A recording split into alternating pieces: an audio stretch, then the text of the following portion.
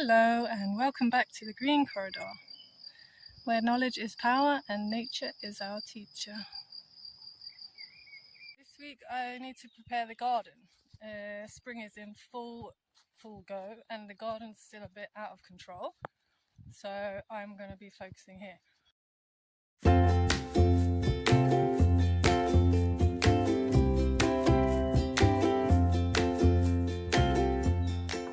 Okay, this side behind me,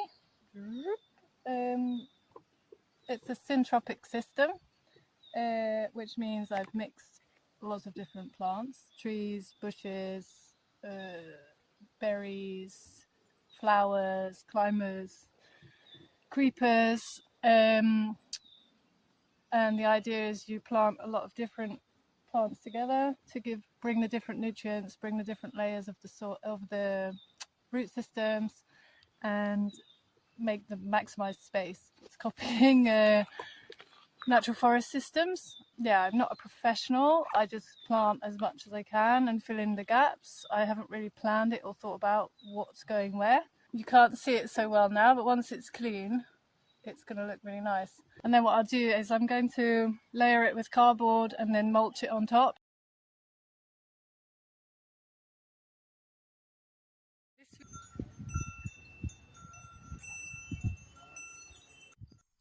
My goal here is to work within permaculture principles and regenerative farming techniques to create a closed loop system.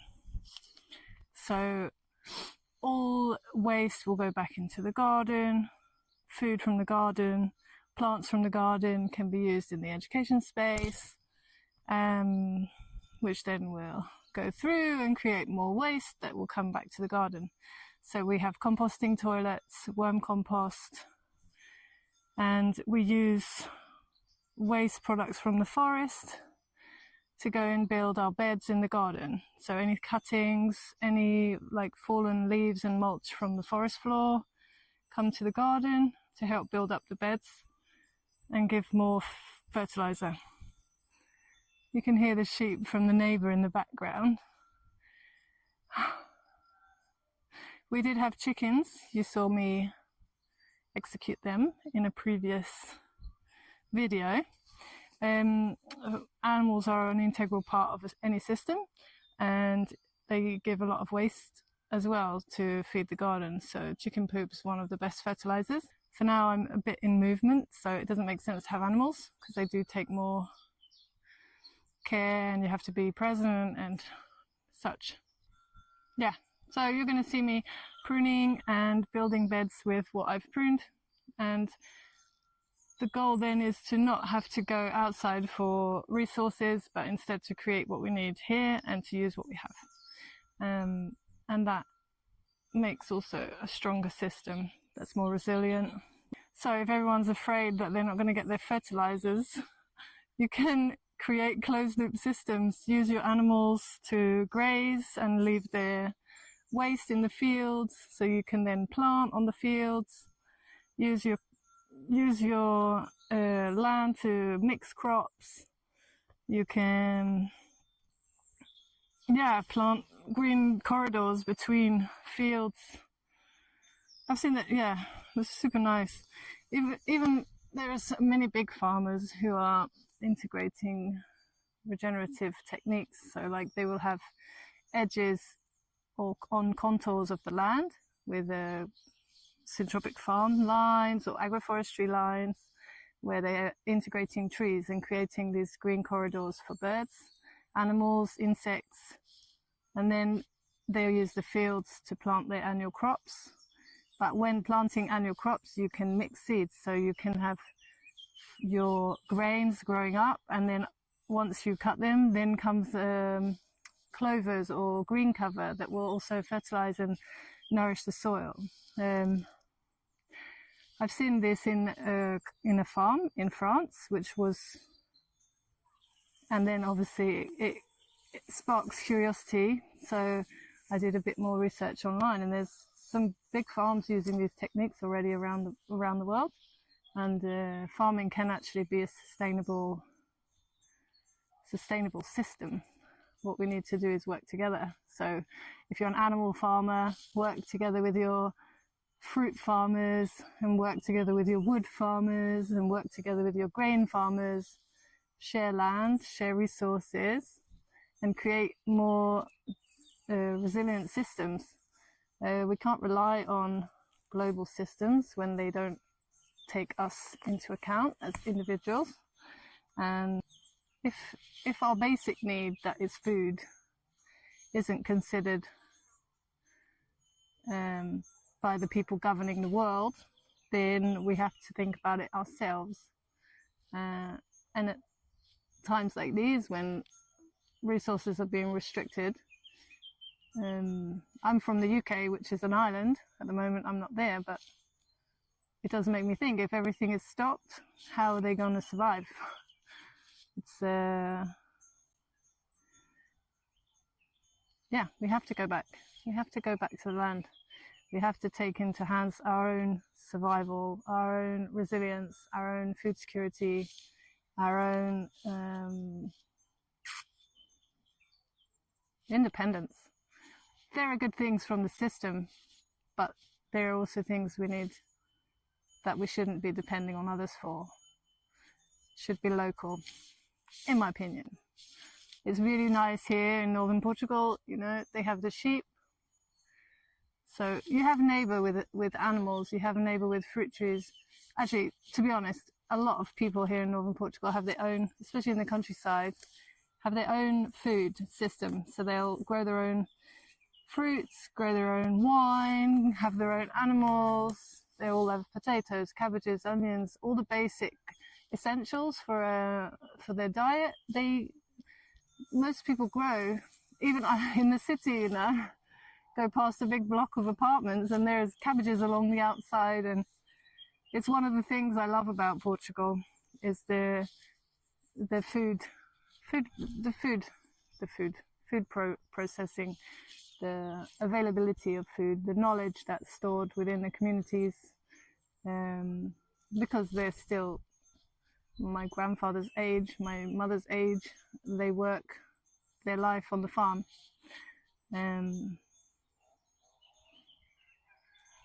Yeah, it's really nice to see it, and nice to learn, and nice to try to integrate into that kind of lifestyle. Still, we always have a lot to learn. There's always a lot to learn, but we are alive, so we can, and we should keep learning. That's what this channel is about, learning, sharing knowledge. So yeah, I'm going to show you how I do my garden, continue showing you how I do my garden as I prepare to plant and get a watering system in place this week. This week I'll prepare to plant. Probably next week will be the water system, or the week after. Or the week after, no. Let's see. Okay, I'm gonna get on.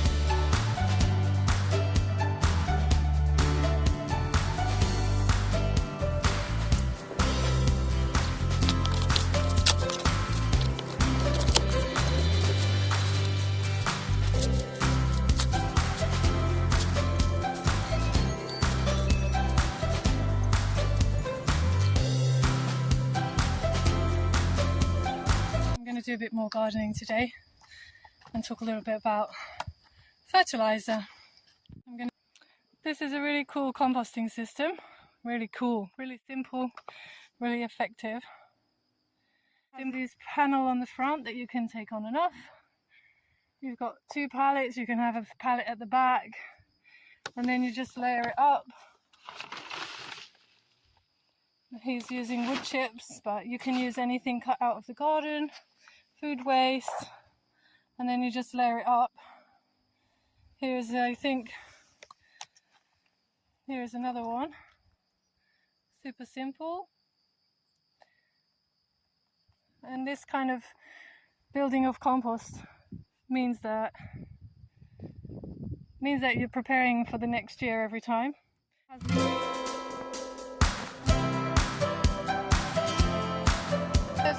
This is the worm compost. So the really great thing about worm compost is it's super easy. You can just get an old bathtub, or you can use an old fridge, but then you need to make kind of a ventilation hole. And you get the matter, like the compost, the physical matter, but you also get this really good juice, which is like a worm tea. And basically you dilute this 1 to 5 with water, and you spread it on your garden. So this is a super easy, really nice system. The more food you put, the more worms you get. So the worms are helping to break down the excess food waste and cuttings from the garden. They make the soil very rich, and they work it really fast. The more you have, the faster it goes. And then they can go with the soil. This lighter colour, this before it was ashes. So you can see they're working through it. Here's a little worm friend. Lovely.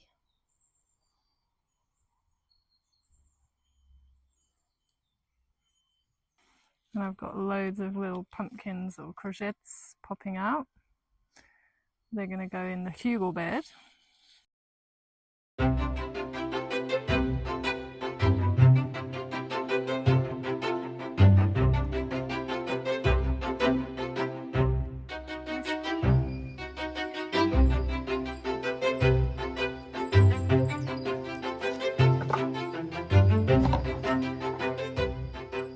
So I'm going to get some nettles and prepare a bucket of nettle tea. Put the nettles in, you stir it every now and then over a time it's ready. I think it's a couple of weeks, it might be like a month, but basically the more stink it is, the richer it is for your garden. I guess it's like a cup of tea. If you overbrew it, you can still drink it, but it's going to be intense, so you might want to add a bit more water. I'm not a recipe follower. I really do like, it's like this, okay, just do it, and more or less. That's why I can't make bread. But in a lot of things it works fine. I think just follow your intuition in this, but yeah, a couple of weeks, always mix it with water. In an emergency situation, maybe you want to find a really precise recipe so that you know you're not going to fail it. But you can't really go wrong with making a cup of nettle tea. So that's what I'm going to do now. Here's my abundance of nettles.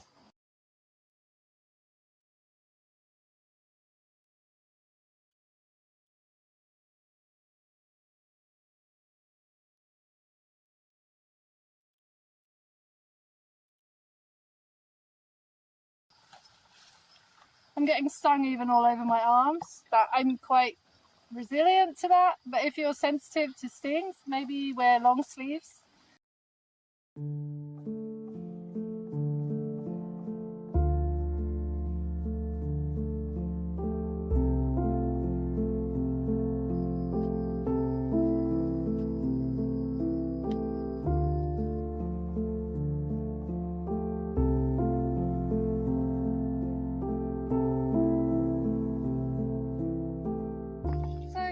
Full. I'm gonna just leave it there and check on it in a few days, give it a stir.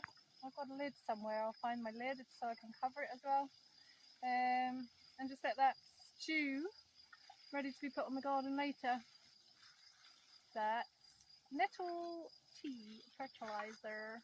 So we've seen nettle tea, worm compost, general composting, dropping green matter onto your garden directly. And I'm going to just show you one other readily available, super easy to make, kind of makes it self-fertilizer.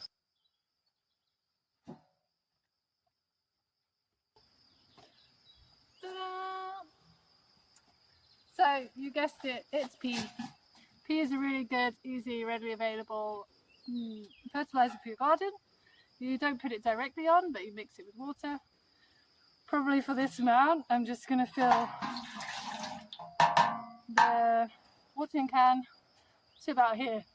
You can install pea separators in your dry toilets. Like this, you collect your pea as it comes out from whoever's staying. I mean, it's an education space here, so sometimes we get a big influx of people and sometimes there's nobody. At some point, I do want to think about improving the toilet system so that we can also use worms in the poop and dry matter space, so they speed up the process of decomposition and also separate the pea out so that we can use that as fertilizer in the garden.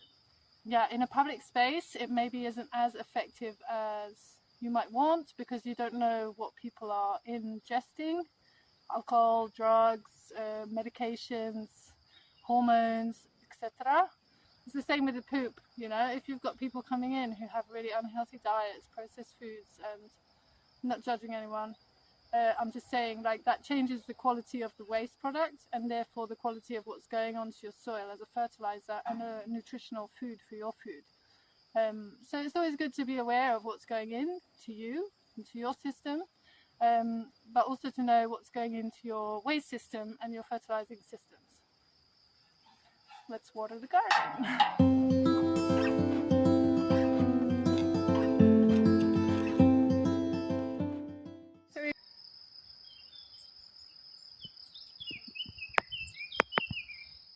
Are really good, really easy to grow herbs that also have medicinal properties. It's oregano.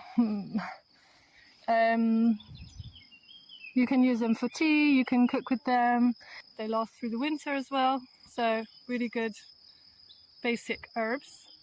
And if you have space and time or will, and it's something that you're worried about or care to take action on, you can also plant simple foods like potatoes, pumpkins, tomatoes. Tomatoes store really well. You can process them with onions and garlic or vegetables as you want and then can them. Potatoes and root vegetables and pumpkins, they last a long time in cool, dark area, so you can store that for a while. So I'm saying so a lot. Oh. Yeah, for me the war brings some anxiety, but it also makes me search for knowledge and think about how I can better prepare myself.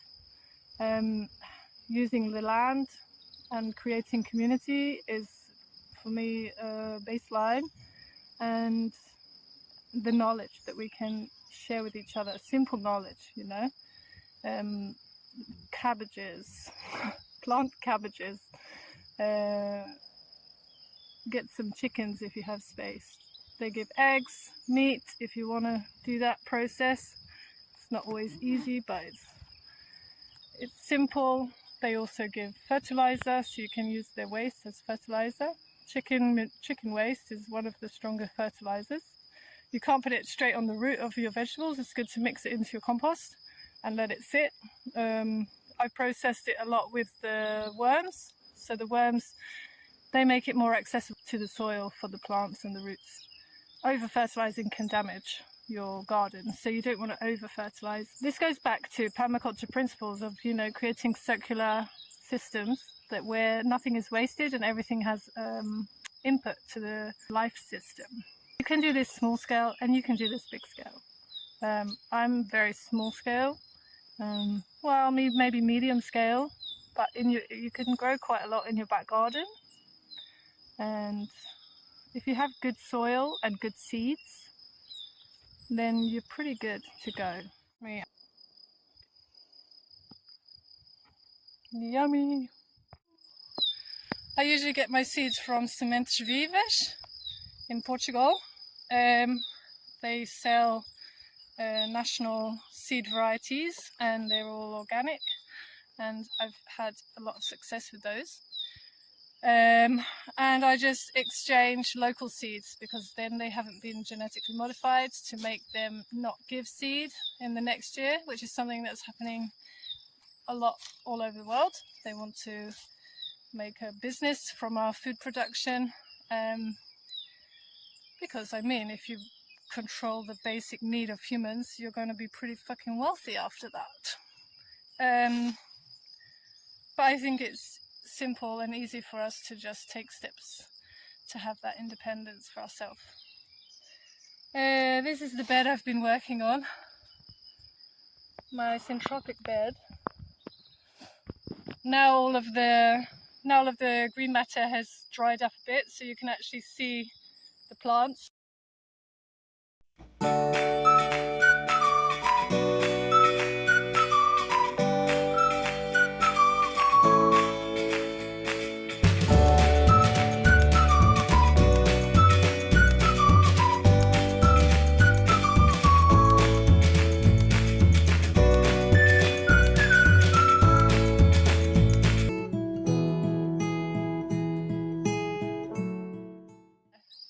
I think we've covered quite a few fertilizers.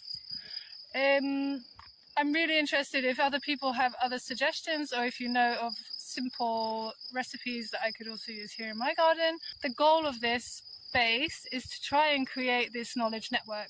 I think I set my standards quite high in starting this channel, and it's not actually feasible for me to go every week to a different project. But what I will aim to do is still share knowledge that I've already collected and show you how to put that into practice and start to share other projects. Okay, I hope you find this information relevant and enjoyable, and I will aim to bring more content your way. Don't forget, there is a cob natural building project coming up in the south of Portugal. We still have space for families to join. It's €150 for a 5 days workshop where we will build a working pizza oven. In the end of the week, we're going to have a pizza party and enjoy the work that we've done together.